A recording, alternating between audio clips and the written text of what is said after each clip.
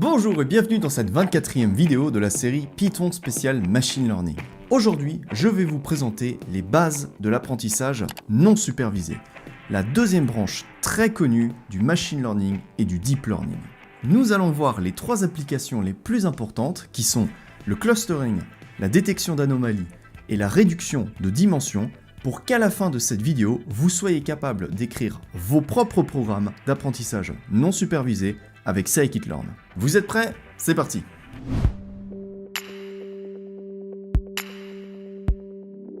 Bon, avant toute chose, qu'est-ce que c'est l'apprentissage non supervisé?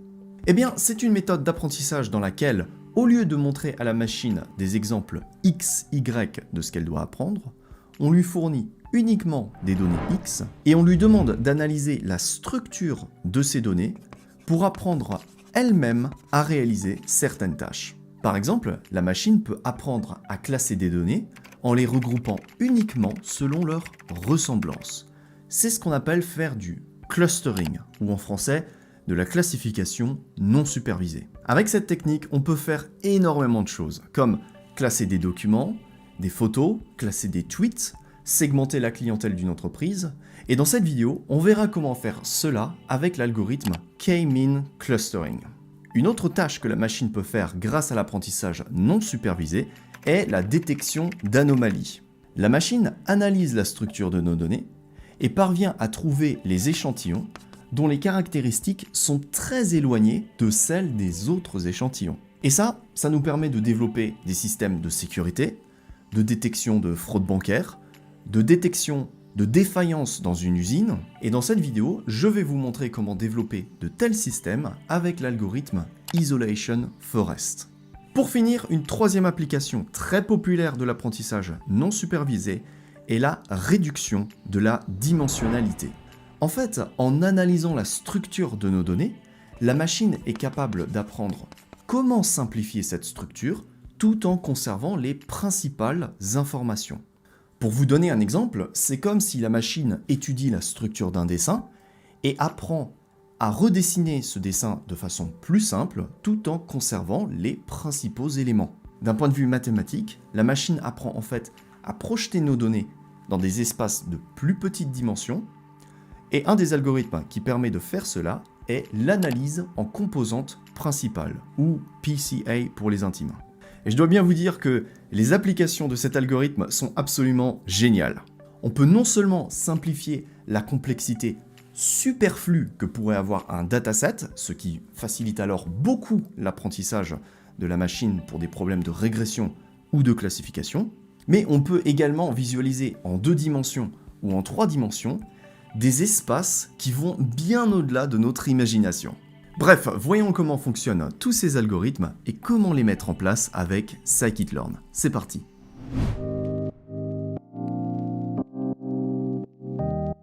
Ok, on va commencer par parler de clustering. Comme on l'a vu, le principe est de laisser la machine apprendre à classer nos données selon leur ressemblance. Pour ça, un des algorithmes les plus populaires est le K-mean clustering.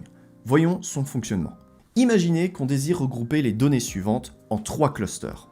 Pour ça, on va commencer par placer 3 points appelés centroïdes au hasard parmi nos données. Ensuite, on affecte chaque point du dataset au centroïde le plus proche, ce qui nous donne 3 clusters, puis on déplace chaque centroïde au milieu de son cluster. Ensuite, on recommence. On affecte chaque point de notre dataset au centroïde le plus proche, puis on déplace chaque centroïde au centre de son cluster. Et on va continuer ainsi jusqu'à ce que les centroïdes convergent vers une position d'équilibre. Donc, vous l'aurez compris, l'algorithme de K-mean clustering est en fait un algorithme itératif qui fonctionne en 2 étapes. Première étape, on affecte les points du dataset au centroïde le plus proche. Deuxième étape, on calcule la moyenne de chaque cluster et on y déplace le centroïde. Voilà, c'est aussi simple que ça. Maintenant, selon la position initiale de nos centroïdes, il est possible que ces derniers convergent vers de mauvaises positions.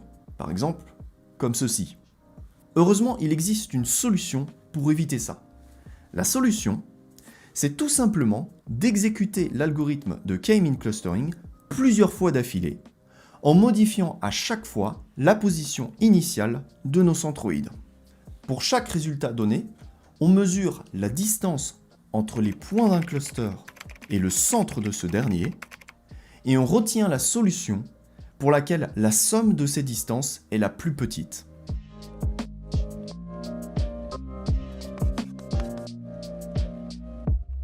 En résumé, l'algorithme de K-mean clustering cherche en fait à minimiser une fonction coût appelée inertia et qui représente la distance entre les points d'un cluster et le centre de ce dernier.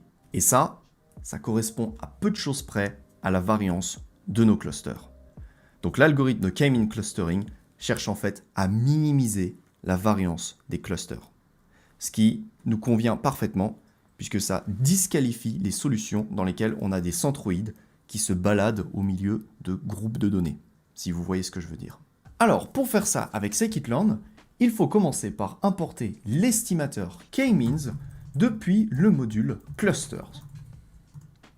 Ensuite, on crée un modèle dans lequel on précise le nombre de clusters que l'on veut avoir, donc par exemple 3.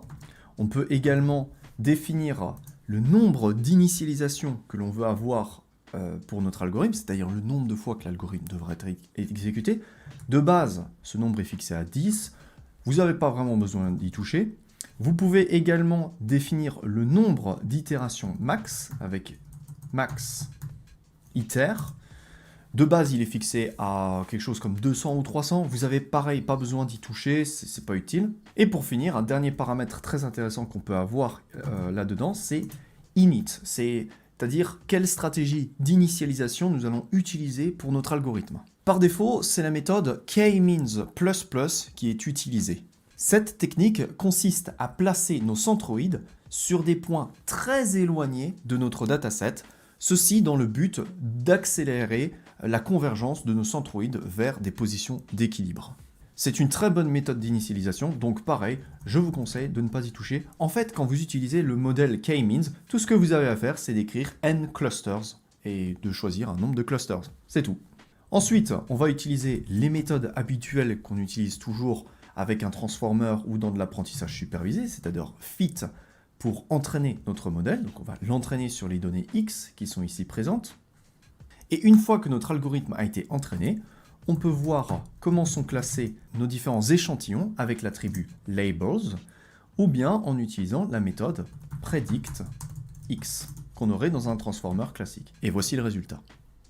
Pour le fun, on peut visualiser comment sont classées nos données avec Matplotlib. Donc pour ça, on va copier-coller la ligne de notre dataset. Et pour le paramètre C, c'est-à-dire les couleurs, on va écrire que C est égal à model.predictX. Et ça nous donne le résultat suivant. C'est cool, hein? Bon, pour compléter tout ça, on peut aussi afficher la position finale de nos centroïdes. Donc pour ça, il suffit d'écrire model.clusterCenters. Et donc on obtient un tableau de 3 lignes et de 2 colonnes. Pourquoi 3 lignes de colonnes? Parce qu'on a 3 centroïdes et 2 variables. Donc on a les coordonnées du premier centroïde, les coordonnées du deuxième centroïde, etc.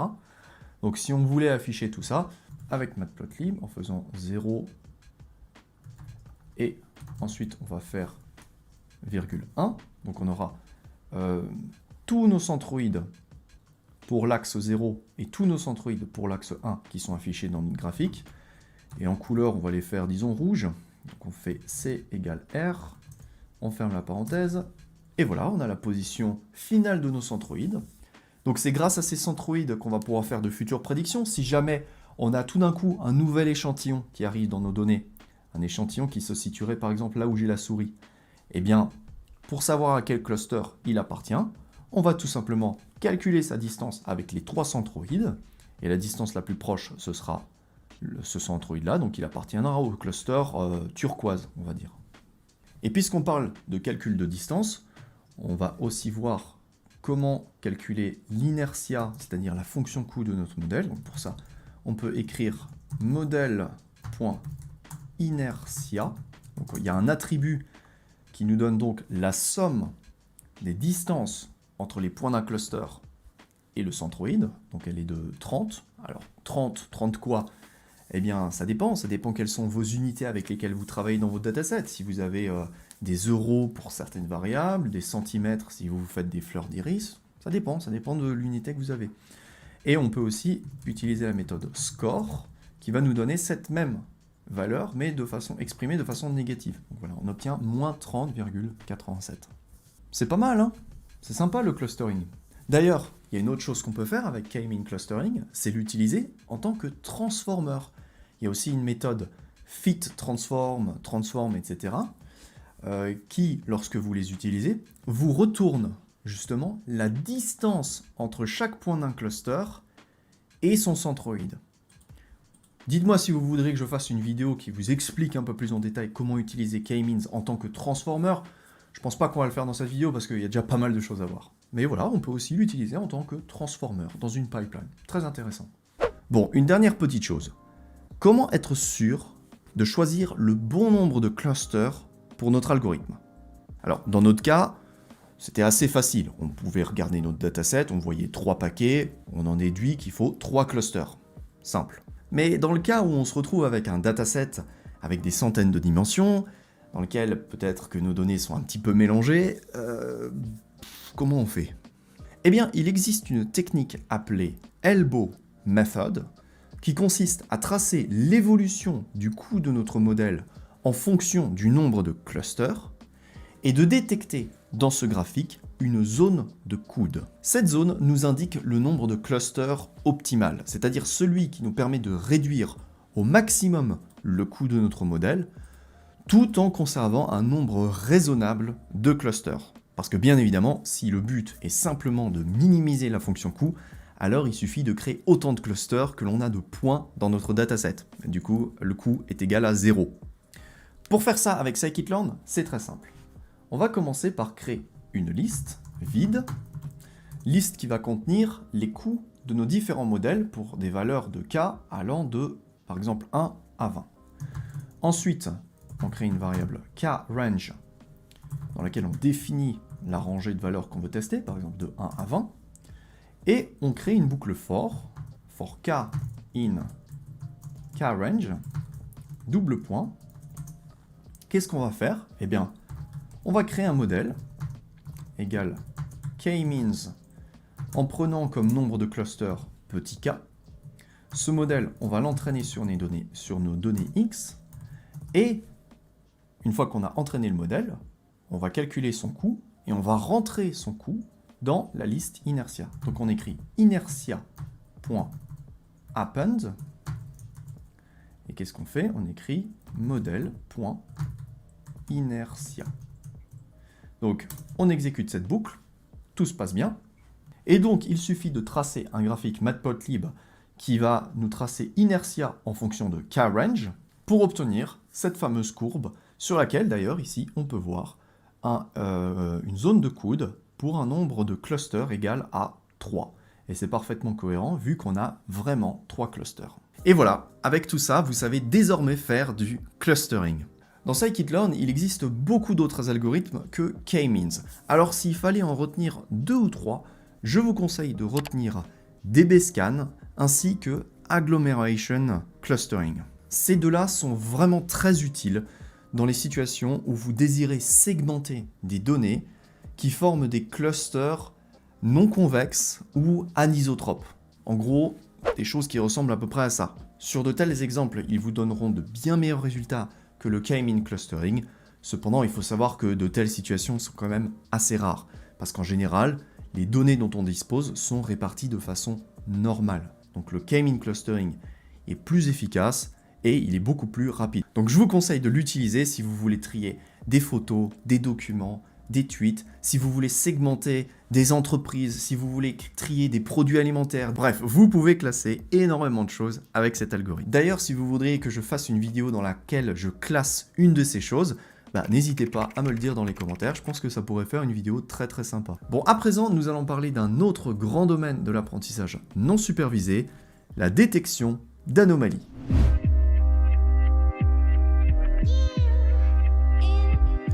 Comme on l'a vu au début de la vidéo, La détection d'anomalies est une technique d'apprentissage non supervisée qui consiste à détecter dans notre dataset les échantillons dont les caractéristiques X sont très éloignées de celles des autres échantillons.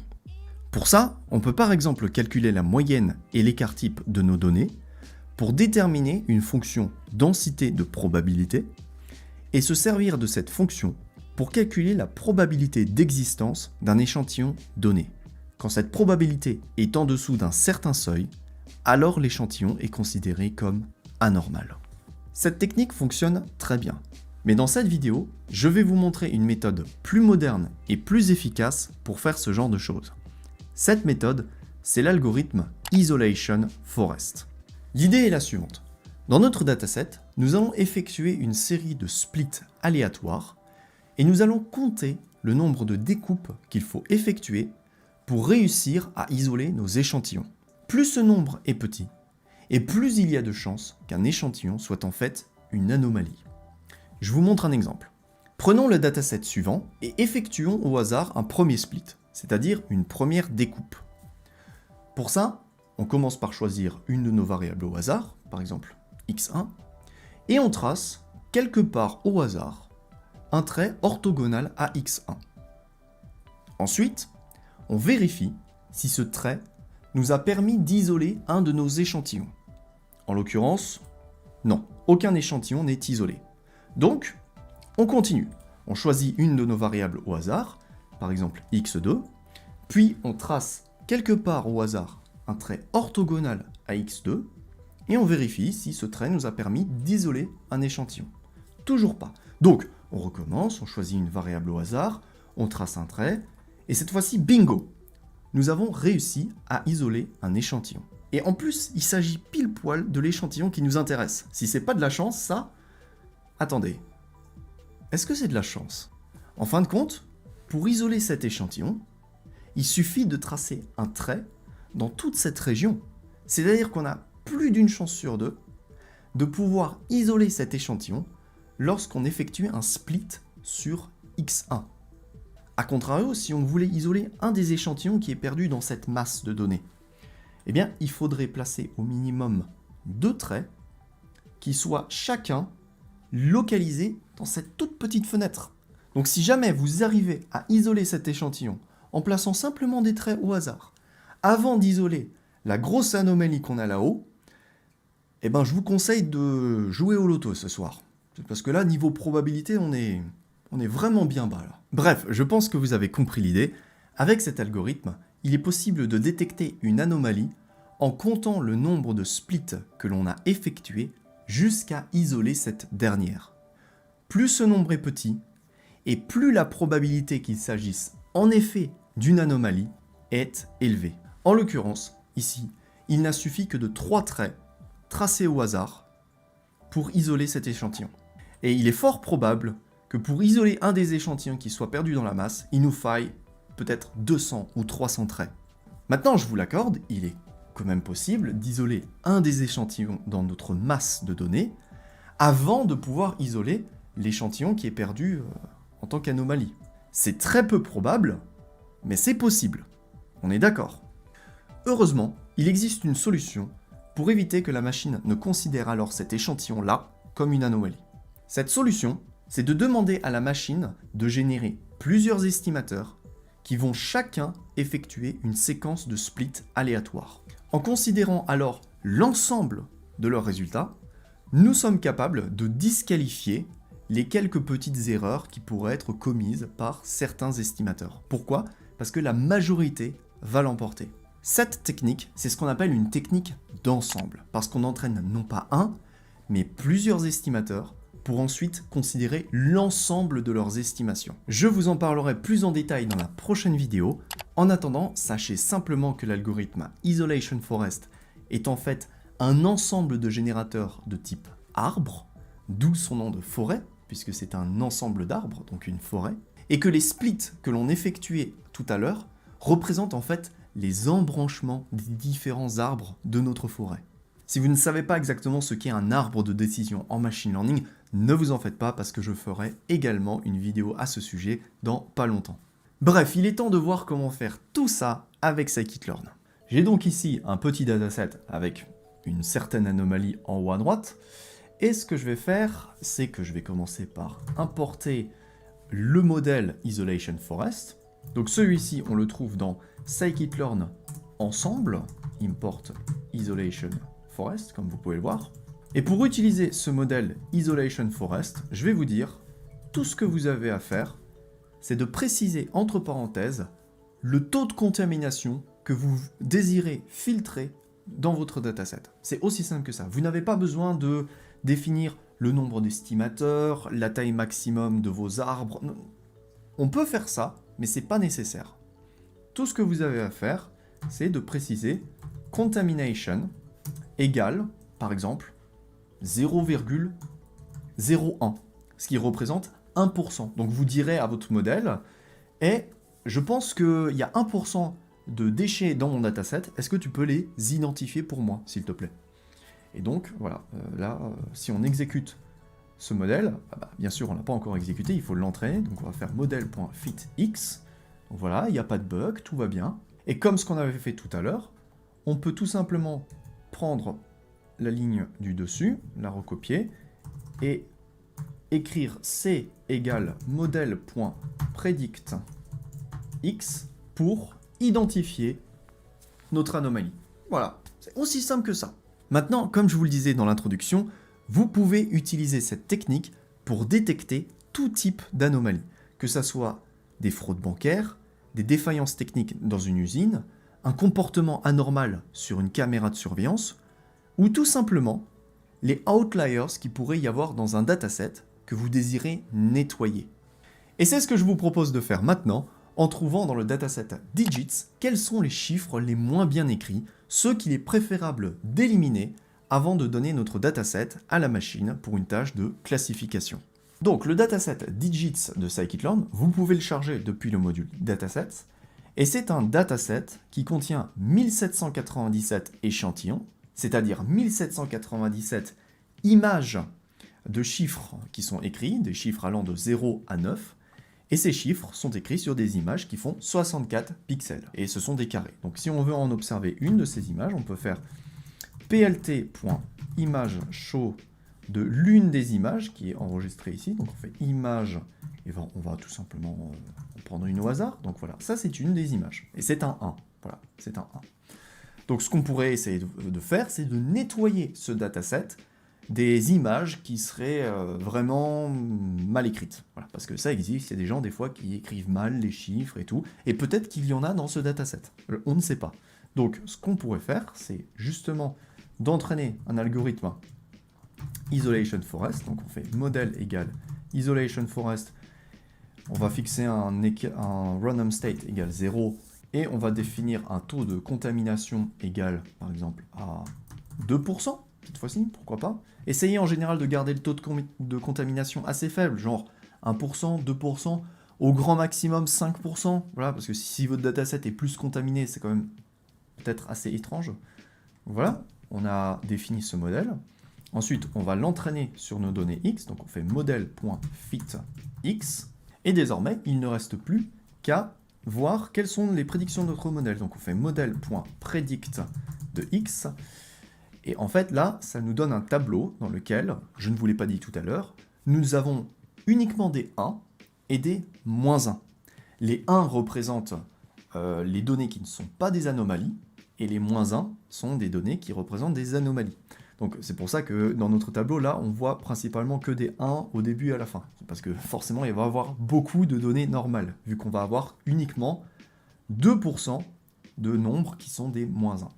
Donc si on veut filtrer tout ça et afficher tout ça, ce qu'on va faire, c'est qu'on va faire du Boolean indexing. Donc on va commencer par créer une variable outliers qui va comprendre toutes les prédictions qui sont égales à moins 1.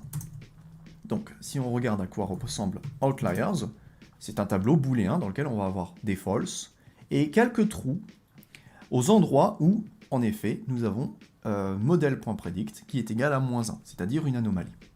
Ensuite, avec ce tableau outliers, ce qu'on peut faire, c'est de tout simplement l'injecter dans x, y ou bien image. Donc, on va écrire image de outliers Donc à ce moment-là, on n'a plus que les images, les quelques images pour lesquelles nous avons des outliers, et on va choisir la première de ces images. Donc ça c'est la première image. Et si on veut l'afficher, on utilise matplotlib, comme toujours. Donc on fait plt image show. Et voilà, ça c'est une des anomalies de notre dataset. Et vous savez quoi, je sais même pas ce que c'est. On dirait que c'est un 2, mais en effet, notre algorithme a marché. Il nous a trouvé les éléments bizarroïdes de notre dataset. Donc, voilà, typiquement, je ne sais pas ce que c'est ça, moi je suis désolé, mais... donc pour voir ce que c'est, on pourrait faire plt.title pour lui donner un titre, et comme titre, on va lui demander de filtrer Y avec que les outliers et prendre le premier outlier. Et en effet, c'est un 2. Bon, pour conclure avec la détection d'anomalies, nous avons vu dans cette vidéo l'algorithme Isolation Forest, qui est à l'heure actuelle un des meilleurs algorithmes de sa catégorie. Son point fort, c'est qu'il est capable d'analyser des datasets de très grande dimension, c'est-à-dire des datasets dans lesquels il y a beaucoup de variables. Mais pour ajouter une corde à votre arc, je vous conseille également de jeter un œil à l'algorithme Local Outlier Factor. Cet algorithme repose sur la méthode des voisins les plus proches et permet de faire ce qu'on appelle de la novelty detection. C'est-à-dire qu'on demande à la machine d'analyser nos données X, non pas pour trouver des anomalies dans le train set, mais pour trouver des anomalies dans le test set, c'est-à-dire dans les données du futur. Donc voici les choses très importantes qu'il y a à savoir sur la détection d'anomalies. À présent, je vous propose de finir cette vidéo en beauté, puisque je vais vous montrer comment visualiser en 2 dimensions ce dataset Digits qui en contient actuellement 64. Pour ça, on va voir la 3e technique ultra populaire de l'apprentissage non supervisé, la réduction de la dimensionnalité.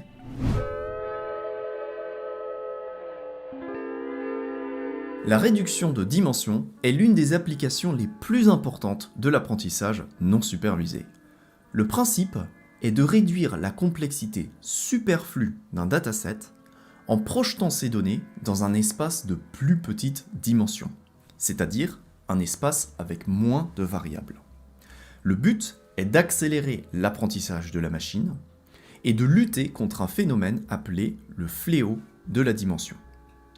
Pour ça, un des algorithmes les plus populaires est l'analyse en composantes principales. Le principe est de projeter nos données sur des axes appelés composantes principales, en cherchant à minimiser la distance entre nos points et leur projection. De cette manière, on réduit la dimension de notre dataset tout en préservant au maximum la variance de nos données. Et c'est ça le plus important dans l'analyse en composantes principales. Préserver un maximum de variance pour obtenir la projection qui soit la plus fidèle possible à nos données. Pour faire ça d'un point de vue mathématique, on calcule la matrice de covariance de nos variables, qui nous indique comment les données évoluent les unes par rapport aux autres, puis on détermine les vecteurs propres de cette matrice, c'est-à-dire les vecteurs qui facilitent l'interprétation de cette matrice. Si vous ne connaissez pas ces choses-là, matrice de covariance, vecteurs propres, ne vous en faites pas, car tout est déjà implémenté dans scikit-learn. Donc, pour faire de la réduction de dimension, il suffit de charger le transformer PCA depuis le module Decomposition, de préciser le nombre de dimensions sur lesquelles vous désirez projeter vos données, et de transformer vos données avec la méthode FitTransform. Voilà, c'est aussi simple que ça. Maintenant, la question c'est comment choisir le nombre de composantes sur lesquelles projeter nos données? Eh bien, il y a 2 cas possibles. Le premier cas, c'est celui dans lequel vous cherchez à visualiser vos données dans un espace 2D ou 3D. Pour ça, c'est très simple, le nombre de composantes va être égal à 2 ou 3, c'est vous qui choisissez. L'autre cas de figure, c'est celui dans lequel vous cherchez à compresser vos données pour accélérer l'apprentissage de la machine sur des tâches de classification ou de régression. Pour ça, il faut choisir le nombre de composantes de telle sorte à préserver entre 95 et 99% de la variance de vos données. En effet, plus on réduit la dimension d'un dataset, plus on perd en qualité, c'est-à-dire en variance. C'est logique. Notre but est donc de réduire au maximum la dimension d'un dataset tout en minimisant la perte de qualité. C'est pourquoi il est conseillé de choisir le nombre de composantes de telle sorte à garder 95 à 99% de la variance originelle de nos données. Voilà, donc je vous propose de voir comment faire ces deux choses en commençant par la visualisation de données. On va donc prendre le dataset digits qui contient 64 variables et on va chercher à projeter ces 64 variables dans un espace 2D pour ensuite visualiser cet espace dans un graphique. Pour ça, on va créer un modèle PCA dans lequel le nombre de composantes va être égal à 2. Ensuite, on va entraîner notre modèle, puis l'utiliser pour transformer les données X. Donc on va utiliser la méthode fit transform, ce qui nous donne un tableau dont les dimensions vont être de 1797 lignes et 2 colonnes. Donc ce tableau, il ne reste plus qu'à l'enregistrer dans une variable, par exemple xReduced, puis d'utiliser la fonction scatter de Matplotlib pour observer les deux composantes de xReduced. Donc on va écrire xReduced, 0 pour notre première composante, et la même chose pour notre deuxième composante. On obtient le résultat suivant. On va donc rajouter des couleurs sur notre graphique en écrivant C égale Y, puisque je rappelle, Y contiennent les étiquettes de nos différents échantillons, donc la valeur 1, la valeur 0, la valeur 2, etc.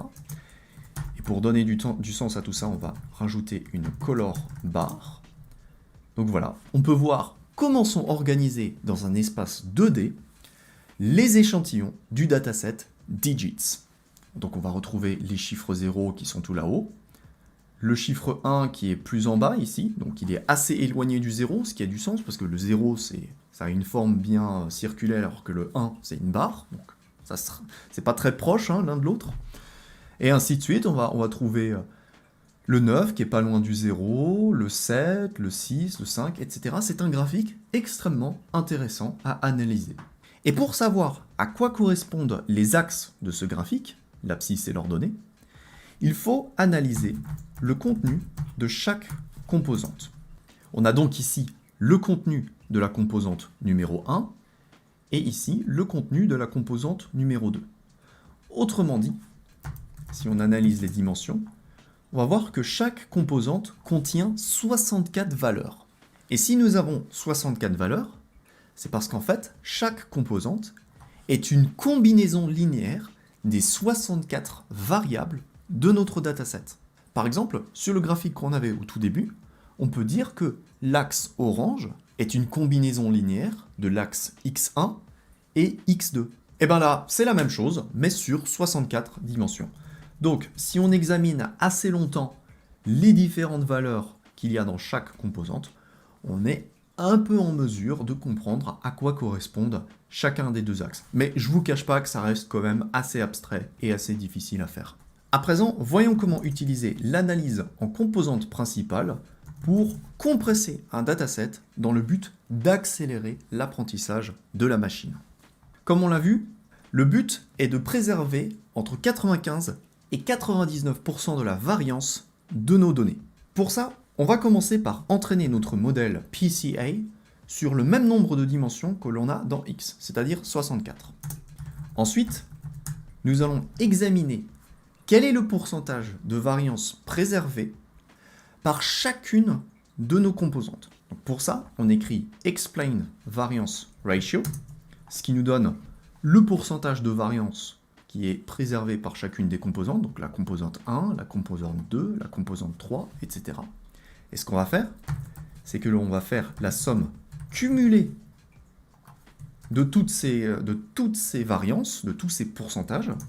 Et là, on voit qu'on part de 0,14, donc 14%, jusqu'à 100%.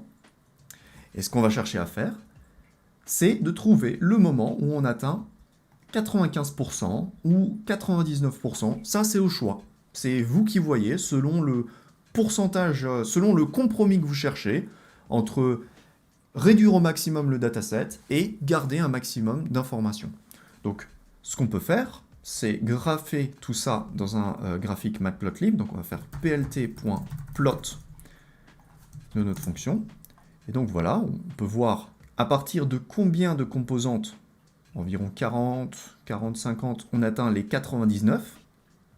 Ou une autre chose qu'on peut faire, c'est d'utiliser la fonction NumPy argmax en cherchant l'endroit où tout ça est supérieur à, par exemple, 99.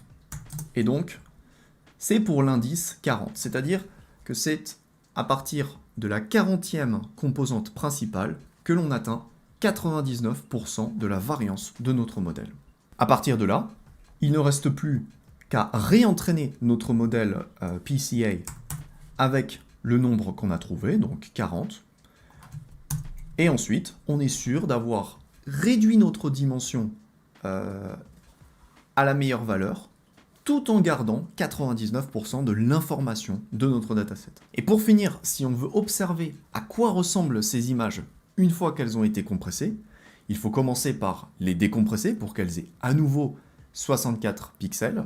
Donc pour ça, on va utiliser la méthode inverse transform de notre modèle, dans lequel on va faire passer xReduced. Mais attention, en faisant ça, nos données ne retrouvent pas la position qu'elles avaient à l'origine. Non, à la place, on repositionne simplement les axes, c'est-à-dire les composantes principales, là où elles ont été calculées dans notre dataset.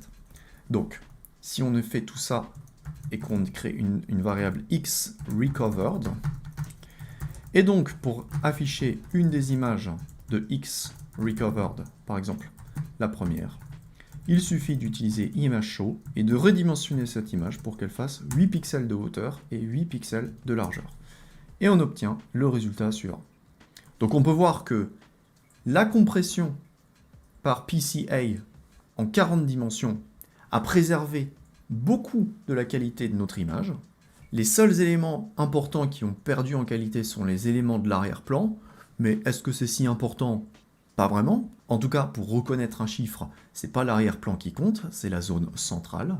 Et ce qui serait intéressant, c'est de voir à quel point la qualité peut être affectée en changeant le nombre de composantes principales. Donc si on prend simplement une composante, alors on va obtenir le résultat suivant. Donc vraiment une image qui est mal compressée, parce que forcément tout a été projeté sur une seule dimension. Si on prend 2 dimensions, c'est un petit peu mieux. 3 dimensions, c'est encore un peu mieux. Pourquoi? Eh bien parce que plus on rajoute 2 dimensions, plus le pourcentage de la variance qui est préservée augmente. C'est ce qu'on avait vu sur le graphique de tout à l'heure, si vous vous rappelez.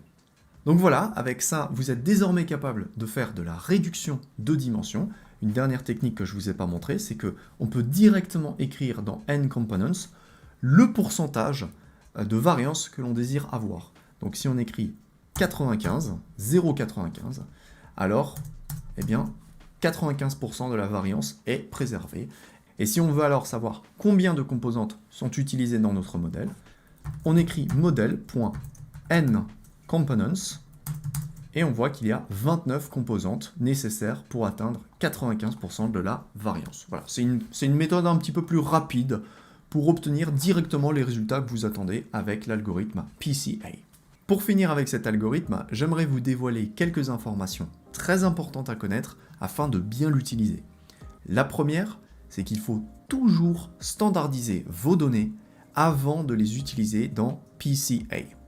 La raison est que les axes de l'analyse en composantes principales partent tous de l'origine de vos données. Donc il est très important que vos données soient centrées. Et également que vos données aient une variance égale à 1, ce qui facilite beaucoup la projection de vos données sur ces axes. Donc pensez à standardiser vos données avant de les passer dans l'algorithme PCA. Une deuxième chose très importante à savoir est que l'algorithme PCA est normalement conçu pour traiter des variables continues. Il y a beaucoup de gens qui essayent de s'en servir pour projeter des variables qui ont été encodées en one hot dans des espaces de plus petite dimension. Ça marche, mais c'est pas conçu pour ce genre de choses en principe. Voilà, c'est quelque chose d'important à savoir. Et une troisième chose à savoir est que l'analyse en composantes principales ne permet pas de projeter efficacement des données dans lesquelles il y a des relations non linéaires, comme par exemple ceci. dans ce cas de figure, eh bien, on préfère utiliser des techniques de manifold learning, comme la technique ISOMAP ou le très célèbre TSNE. Je vous en parlerai à l'avenir dans d'autres vidéos. En attendant, soyez sûr que PCA est une valeur sûre, très souvent utilisée en data science, donc je vous conseille de le rajouter à votre boîte à outils de data scientist.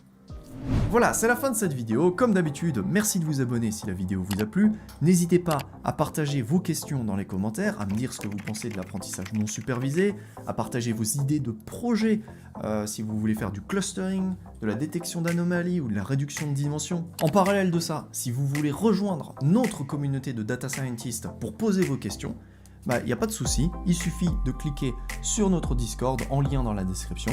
Et si vous voulez me remercier pour toutes les vidéos que je produis, je vous invite à me soutenir sur Tipeee, sur lequel je laisse aussi 2-3 bonus pour les abonnés. Voilà, portez-vous bien et je vous dis à très vite pour la prochaine vidéo.